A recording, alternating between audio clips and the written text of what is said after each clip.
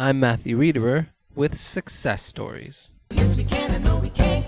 Yes, we can. Why can't we if we wanna? Yes, we can. I know we can make it work. I know that we can. I know we can make it if we try. Oh, yes, we can. I know we can. Yes, we can. Great gosh almighty. Yes, we can. I know we can. My guest, Anthony Laboa, is the mechanic and designer of The Last Exile, the famous airship which is now chartering flights over the Romania Mountains in Venezuela. Anthony, thanks for joining us here on the program. Hello, how's it going? It's great. You designed The Last Exile, which is an airship, and maybe our listeners don't know what that is. Can you describe that? So, to be technical about this machine, it's actually considered a dirigible, but it actually splits the definition. A blimp is something that has no reinforcement. It's just like an air balloon.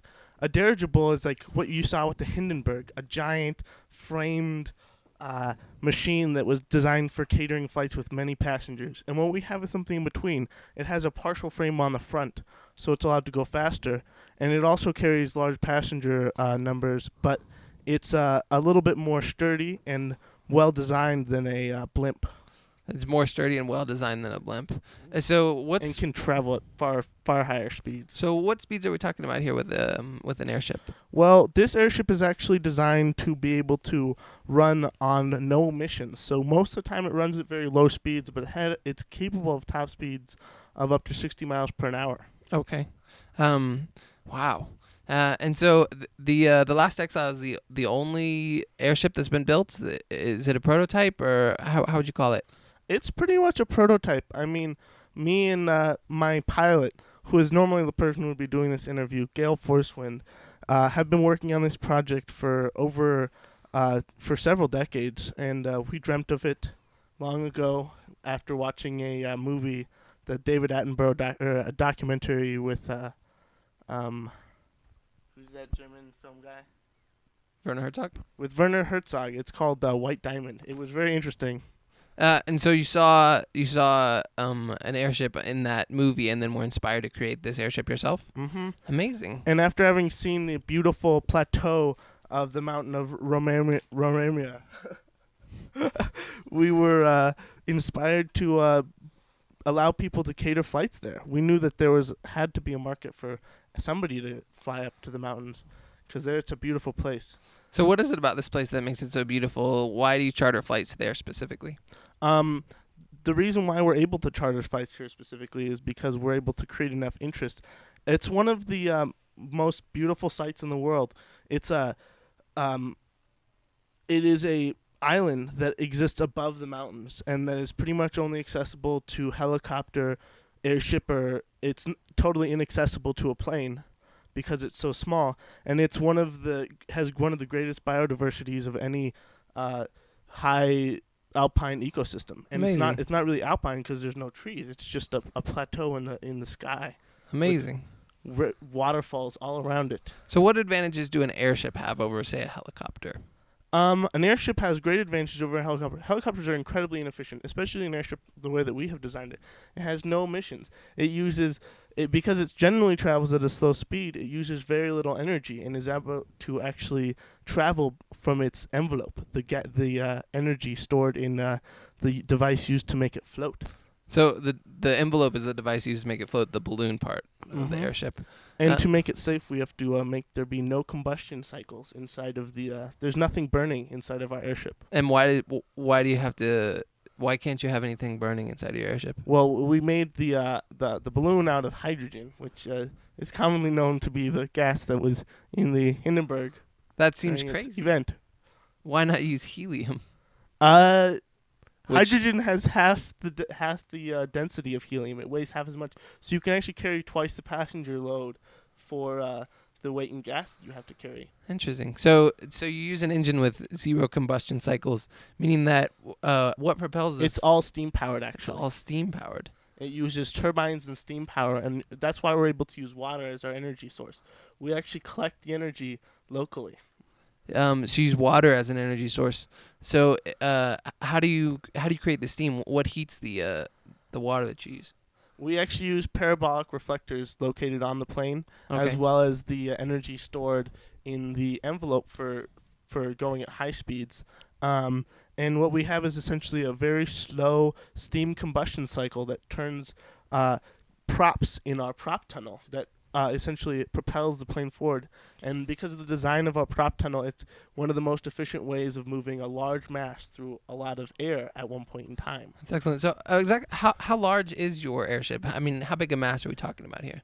It's actually about 500 feet long, which is relatively small for a large passenger airship, but the cabin is larger than most, and it comes down off of the airship and has 6 levels. 6 levels, and you designed the cabin yourself. Yes, well, it's been a group effort. Okay. And then it's actually been quite a large endeavor because we had to have sponsors to be able to build such a large airship. Really? Yes. So there's 6 levels to it, and what are some of the things available here on your airship that you wouldn't have available, say, on a plane or something like that? So on 5 of the cabin and passenger levels, there are sleeping quarters, and these sleeping quarters are some of the finest sleeping quarters you could ever find. There's rarely more than 100 passengers on a plane, so over 6 levels, every passenger has, a relatively large suite. And there's also a main ballroom with a fine eating bar and also a fine food court. And you can find any amenity on this airship that you would have it in normal life. There's a Starbucks. Wow. There is internet, always. Of course, you would have to have wireless internet. Of course. And because it's a half-year venture, and most of our people being business people, we have to have the available resources for them. Wow, this is really something. And so, obviously, you cater to a high-end clientele Oh, yes, indeed. with the Last Exile. Tell me about the name. Where does the name Last Exile come from? Actually, The Last Exile is part of what inspired us to make this ship.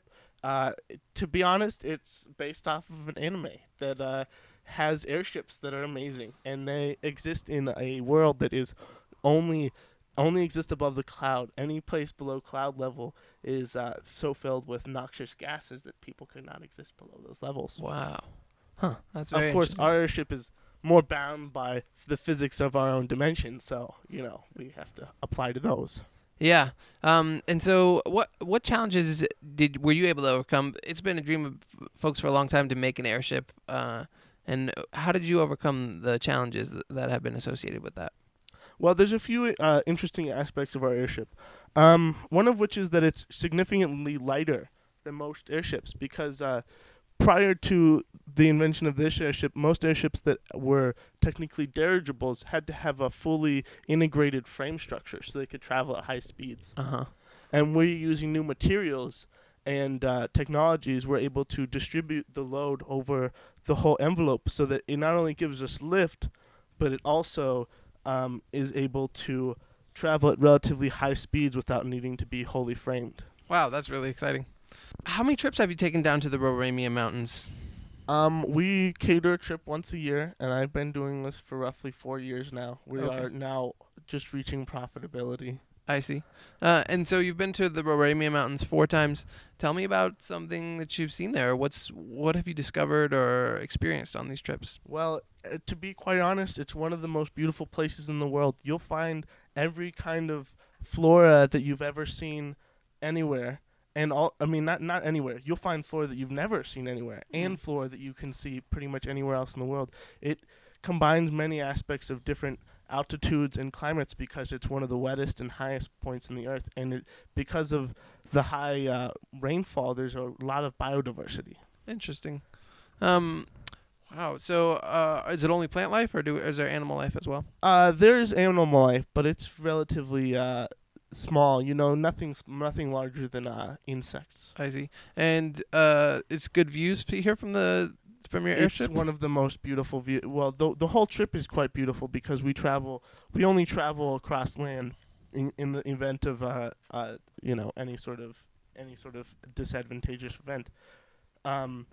But when we are traveling when you're in the Roraima Mountains, you can see for miles around you, but it's all cloud cover, and you can even see over the cliff of the edge and see waterfalls falling down into the clouds. Wow, that sounds really beautiful.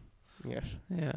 Well, Anthony, thanks so much for being on the show today. Yeah, of course. It was nice being with you, sir. My guest, Anthony Liboa, is the designer and mechanic for the airship The Last Exile.